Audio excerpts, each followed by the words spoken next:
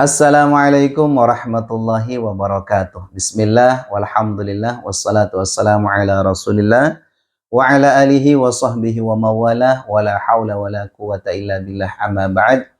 Bapak Ibu, para ikhwatal iman, para dhuyufullah, para dhuyufur rahman, para calon tamu-tamu Allah, para calon tamu-tamu baginda Rasulullah Muhammad sallallahu alaihi wasallam, baik jemaah umrah ataupun para calon jemaah haji yang insyaallah kan selalu dicintai dan dimuliakan oleh Allah Subhanahu wa taala. Amin amin ya mujibas sailin. Bapak Ibu para ikhwatal iman, wabil khusus bagi para calon jemaah haji ini mohon betul-betul disimak dan diperhatikan. Saya ada sedikit cerita ini Bapak Ibu. Tapi ini nggak diperuntukkan cuman ke jemaah haji ya, jemaah umroh juga bisa menyimak. Mudah-mudahan apa yang saya ceritakan ini nanti, ya kan, ada hikmah dan ada pelajaran penting yang patut kita ambil nanti Bapak Ibu, yang patut kita petik untuk dijadikan pedoman. Seperti itu. Baik, sekarang saya cerita aja, to the point Bapak Ibu. Kemarin pada saat bulan Syawal di tahun 1445 Hijriah atau tahun 2024 ini, terakhir di bulan Syawal saya tuh melakukan ibadah umrah dari Surabaya, Juanda. Kemudian saya menggunakan Scoot Airline Bapak Ibu, dan sesampainya di Bandar Udara Internasional Singapura, Shanghai ya, Singapura. Nah, transitnya ini menurut keterangan di boarding pass itu hanya 3 jam 30 menit. Ya, 3 jam setengah gitu kan. Baik. Kemudian setelah saya turun dari pesawat gitu kan turunnya di Terminal 1 Bapak Ibu. Turun di Terminal 3 pindah ke Terminal 1 ya. Nah, sesampainya di sana ternyata di layar ya kan, di layar monitor itu saya cari yang terbang ke Jeddah itu nggak ada. Gitu kan, Scoot Airline yang kodenya ini, flightnya ini nggak ada. Akhirnya saya cari counter Scoot Airline-nya ini Bapak Ibu. Nah, disitulah baru ada penjelasan, gitu kan? Ada penjelasan bahwa pesawatnya itu delay, Bapak Ibu bayangkan. Saya itu berangkat ya, sebentar. Saya berangkat dari take off pesawat dari Juanda Surabaya itu jam 10. Katakanlah 2 jam ya. Berarti jam 11, jam 12. Hampir setengah 1 saya landing di Bandara Singapura. Nah, dari setengah 1 ini Bapak Ibu, setelah saya tanya di counter ternyata delay-nya berapa jam, bayangkan, itu terbangnya harus jam 6 pagi besok. Bayangkan, dari jam 12, katakanlah jam 1 siang ya, jam 1, bayangkan, 1, 2, 3, 4, 5, 6, 7, 8, 9, 10, 11, 12, 1, 2, 3, 4, 5, 6. Hampir, eh, hampir 16 jam. Katakanlah 17 jam. Masya Allah. Nah, disitulah Bapak Ibu, karena saya bawa jemaah, mendampingi jemaah, ya kan, saya baru sadar bahwa setiap rencana manusia itu kadang nggak sesuai dengan rencana Allah Subhanahu Wa Taala. Apa sebab? Karena alasannya maskapai ini, Bapak Ibu orang konter ini menjelaskan adanya konflik kemarin. Jadi pesawat yang akan terbang ini mungkin melalui itu ya, melalui kawasan yang mungkin membahayakan seperti itu. Itu alasannya, wallahu alam, ya atau tidak. Tapi pada intinya Bapak Ibu, saya harus nunggu sekitar 17 jam di bandara. Bayangkan. Nah, setelah itu Bapak Ibu baru terbang. Keesokan harinya jam 6, sekitar jam 6 pagi ya, take off berangkat dari Bandara Singapura menuju Jeddah. Baik. Dari Jeddah ke Madinah ya, kemudian dari Madinah proses 9 hari selesai baru ke Mekah. Nah, ternyata Bapak Ibu pas mau balik ke Indonesia, ternyata di tanggal itu, di tanggal kepulangan itu diundur 3 malam. 3 hari 3 malam, bayangkan. Ya kan? Sehingga pihak travel ini harus, katakanlah ada kerugian lah ibaratnya seperti itu ya. Harus kontrak ke hotel transit selama di Jeddah. Itu yang 2 malam. Kemudian yang 1 malam itu Bapak Ibu itu jatah dari maskapai. Nah, kesimpulannya Bapak Ibu, mulai dari saya awal berangkat, ini cobaan dan ujian yang luar biasa. Baru saya tersadar. Saya sering ceramah, sering menyampaikan tausiah, bahkan sering saya nge-share di beberapa YouTube. ketika kita akan berangkat menuju dua tanah suci Mekah Madinah, pasti seorang hamba Allah, tamu Allah itu akan selalu diuji dan akan diberikan cobaan. Disitulah baru terasa pengalaman pahit yang luar biasa Bapak Ibu. Lalu apa yang perlu saya sampaikan bagi para calon jemaah haji? Nah, saya dengar kabar di sosial media kemarin itu kan ada tuh yang dari embarkasi SOC ya, Solo kalau enggak salah. Ini yang tertunda keberangkatannya gara-gara pesawat, gara-gara maskapainya. Wallahu alam, apa itu saya kurang memperhatikan. Tapi intinya jemaah pada saat itu, calon jemaah haji ini marah-marah luar biasa. Ngamuk-ngamuk ibaratnya, protes dan lain sebagainya.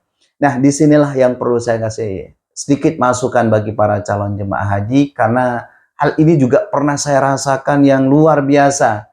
Kalau itu mungkin delaynya hanya beberapa saat gitu kan, itu pun ada tempat yang layak mungkin dari Kemenak gitu kan, dari pemerintah terkait, mungkin masih di hotel atau di asrama haji. Kenapa bisa marah? Nah ini pertanyaannya, kenapa bisa marah gitu loh. Sementara saya sendiri Bapak Ibu, pertama yang dari Indonesia katakanlah 17 jam, belum lagi kepulangannya. Kan maklumlah yang saya dampingi itu jemaah jemaah dari desa lah ibaratnya, bukan dari orang-orang kota. Ini kan paling tidak keluarganya sudah ditelepon, sudah suruh beli ini, beli itu dan lain sebagainya. Bahkan ada yang mohon maaf, ada yang ibaratnya beli sapi disuruh dipotong, kemudian kuahnya sudah matang dan lain sebagainya. Nah, kalau kita bandingkan dengan ini Bapak Ibu, kenapa kita harus marah?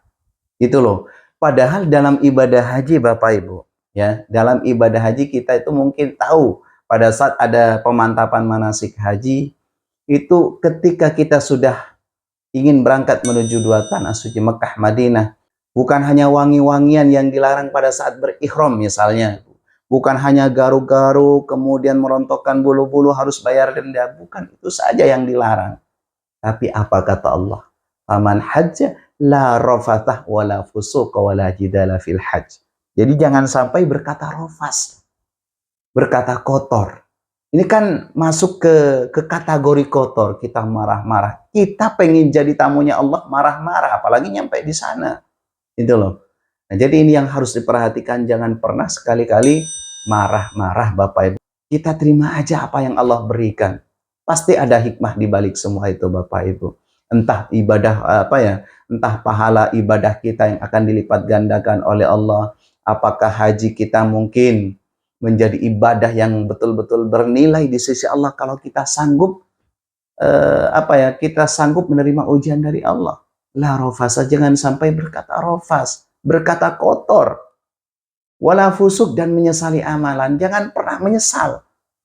Jangan pernah menyesal. Makanya saya tekankan, ini konten ini sebetulnya umum Bapak Ibu, tapi karena saya dengar kabar bahwa ada jemaah haji yang marah-marah gara-gara maskapai delay, ini menurut saya hal yang nggak wajar. Karena menurut saya pribadi Bapak Ibu, ujiannya bukan hanya untuk satu orang, itu satu rombongan, bahkan satu pesawat. Gitu loh Bapak Ibu. Kenapa kita harus marah-marah? Ya, wala jidal, dan pertengkaran kata Allah. Wala jidal dan pertengkaran. Jangan sampai berkata kotor, berkata rofas, ya kan? Kemudian fusuk, menyesali amalan, dan wala jidal, pertengkaran. Ini kalau saya perhatikan kabar yang saya dapat di sosial media itu jemaah haji marah-marah, bahkan Kementerian Agama juga mohon maaf terjun ke lapangan ibaratnya mensurvei di sana. Nah, seperti itu. Jadi ini yang perlu saya sampaikan, ketika Bapak Ibu sudah ingin berangkat menuju dua tanah suci Mekah Madinah, sebagaimana yang sering saya sampaikan, tolong bagaimana kita harus bisa menata hati, jiwa, dan pikiran kita. Ini baru terasa banget Bapak Ibu ketika saya mendapat ujian dari Allah. Seperti umroh yang kemarin ini Bapak Ibu. Ya Allah, luar biasa. Makanya melalui konten ini perlu saya sampaikan, perlu saya menjelaskan. Jangan pernah sekali-kali misalkan Bapak Ibu sudah berada di embarkasi atau mungkin sudah ada di bandara, kok ternyata harus kembali lagi ke pemondokan karena terkendala dengan maskapai. Kita ambil hikmahnya, jangan marah-marah, kita jangan berantem. Kita ini ingin menjadi tamunya Allah, Bapak Ibu. Untuk itu sekali lagi pesan dari saya ini sekedar pesan, ya tolong jangan sekali-kali Bapak Ibu pada saat melakukan ibadah haji jangan berkata rafas, berkata kotor, kemudian jangan sampai fusuk, menyesali amalan, dan yang ketiga jangan sampai bertengkar. Ini poin dasar yang memang harus kita betul-betul perhatikan. Bahkan sebagaimana yang sering saya sampaikan Bapak Ibu, konon baginda Rasulullah ketika berkumpul dengan sahabat, ada seorang lewat, salah satu orang lewat gitu kan, sahabat yang lain lewat. Ditanya, itu menurut kalian orang baik apa orang jahat? Kata si A, dia orang baik ya Rasulullah. Kemudian ada yang lewat lagi, dia orang jahat apa orang baik? Dia orang jahat ya Rasulullah. Kemudian baginda Rasulullah menjelaskan, belum dikatakan baik kalau kalian belum pernah melakukan safar dengannya. Kalau kalian sudah pernah melakukan safar, perjalanan jauh dengannya, baru itu orang baik. Karena terkadang ujiannya orang melakukan safar, apalagi pada saat melakukan ibadah haji dan umroh, itu luar biasa dari Allah. Nah, kalau pada saat melakukan safar diuji oleh Allah masih sabar, berarti dia orang baik. Makanya ini harus kita renungi Bapak Ibu, ya riwayat ini. Jadi tolonglah kita bagi para calon jemaah umroh ataupun para calon jemaah haji yang saat ini gagal, bukan gagal sih, ditunda keberangkatannya, jangan pernah sekali-kali marah-marah, jangan sekali berantem seperti itu Bapak Ibu. Karena dengan demikian Bapak Ibu, insya Allah kalau kita selalu ikhlas dengan ujian yang Allah berikan kepada kita, ibadah kita betul-betul menjadi ibadah yang bernilai, insya Allah mencapai kemabruran. Amin ya rabbal alamin.